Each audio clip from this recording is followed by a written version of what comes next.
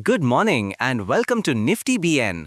We're starting the day with the latest earnings from Godrej Agrovet, which has just posted its Q2 FY26 results. The headline shows a 5% rise in revenue, but it's a very mixed picture across its different businesses. Kicking off with the consolidated numbers for the second quarter, Godrej Agrovet reported a 5% year-over-year increase in revenue, hitting 2,567 crore rupees, up from 2,449 crore in the same period last year. However, profitability tells a different story. Looking at the figures excluding non-recurring items, EBITDA was flat at 221 crores. Profit before tax saw a tiny 1% bump to 125 crores, but profit after tax took a significant 19% hit, dropping to 84 crore rupees.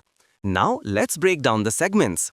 The animal feed business was a strong performer, achieving record quarterly volumes. This was led by an impressive 18% growth in cattle feed volumes. Interestingly, revenue was flat as the high volumes were offset by lower commodity prices. The standout segment this quarter was vegetable oil, which reported stellar improvement in both revenue and profitability.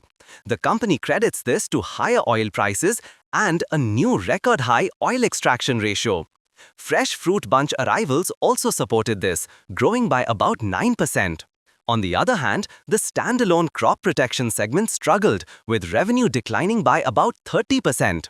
The company blames persistent heavy rainfall and lower crop acreages. Aztec Life Sciences also saw its revenue fall 25%, though it managed to reduce its losses, and its enterprise category actually grew 15%. The dairy business is holding steady.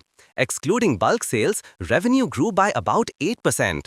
The push into value-added products is paying off, with VAP sales growing 10% and now making up 36% of total sales, up from 32% last year.